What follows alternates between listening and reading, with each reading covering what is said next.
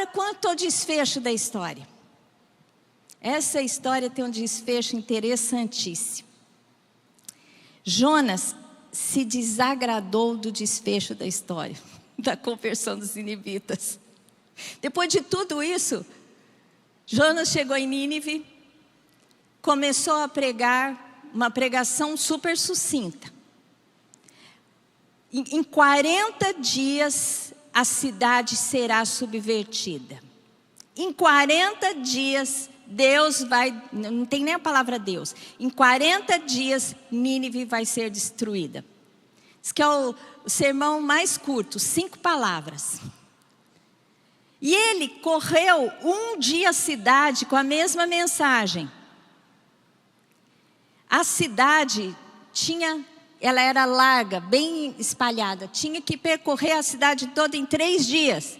Em um dia que ele correu, falando, em 40 dias a cidade vai ser destruída, em 40 dias a cidade vai ser destruída. O povo começa a se arrepender, começa a clamar ao Senhor.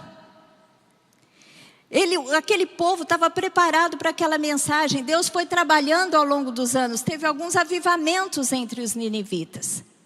Teve um avivamento que os ensinou sobre o monoteísmo.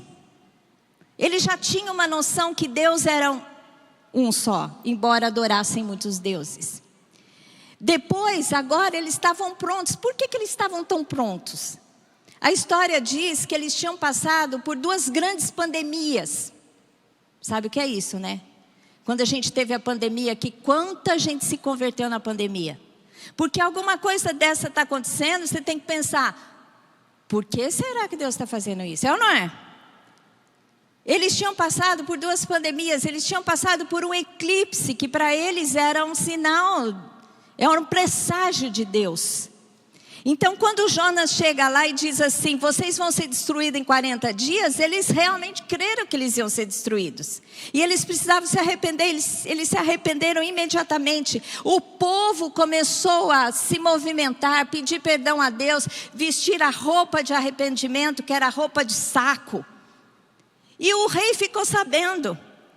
Quando o rei fica sabendo, ele faz a mesma coisa, ele se arrepende e clama com jejuns, né? A misericórdia de Deus bota todo mundo para fazer a mesma coisa.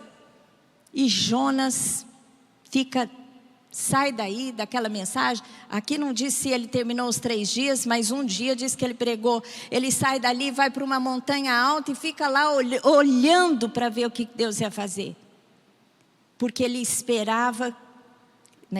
ele sabia que Deus era misericordioso, mas ele queria mesmo era o extermínio dos ninivitas.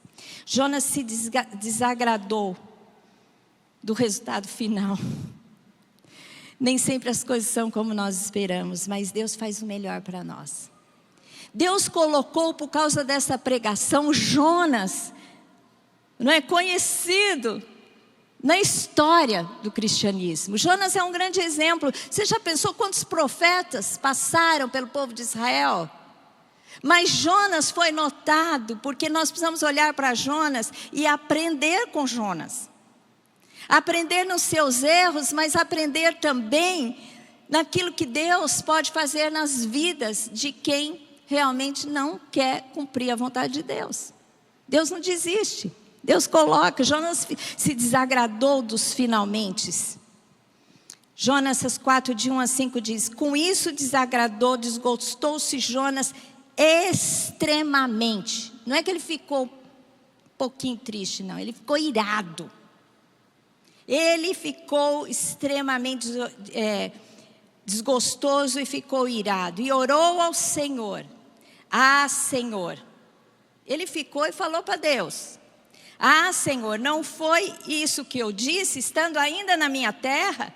Por isso me adiantei fugindo para Tarsis, pois sabia que és Deus clemente e misericordioso, e tardio em irar-se, e grande em benignidade, e que te arrependes do mal.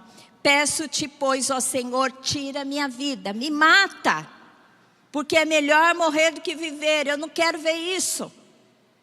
E disse o Senhor, é razoável essa tua ira? Olha, nessa hora Deus podia fazer descer um raio do céu e fulminar Jonas. É ou não é? Mas Deus não. Ele disse, e disse o Senhor, é razoável essa tua ira? Então Jonas saiu da cidade e assentou-se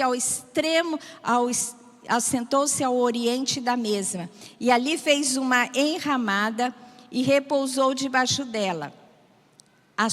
Repousou debaixo dela a sombra, até ver o que aconteceria à cidade. Ficou esperando.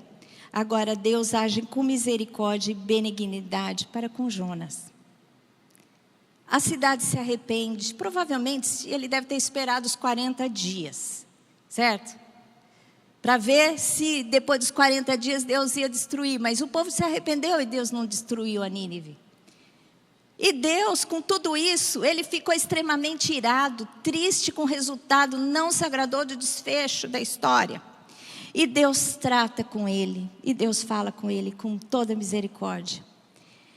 Então fez o Senhor, em Jonas 4, então fez o Senhor, Deus, nascer uma planta, que subiu por cima de Jonas, para que fizesse sombra sobre a sua cabeça, a fim de o livrar do seu desconforto.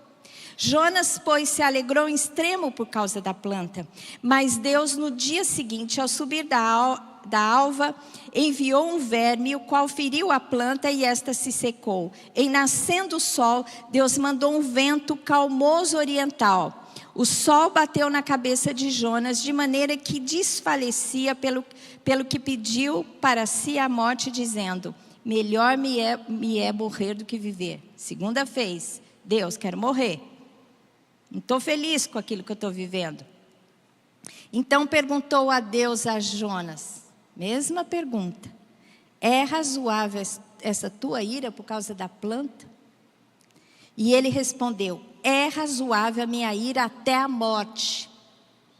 Tornou o Senhor, tens compaixão da planta que não te custou trabalho, a qual não fizeste crescer, que numa noite nasceu e na outra noite pereceu, e não hei eu de ter compaixão da grande cidade de Nínive, em que há mais de 120 mil pessoas que não sabem discernir entre a mão direita e a esquerda, e tem muitos animais? Vamos aplaudir ao Senhor, gente.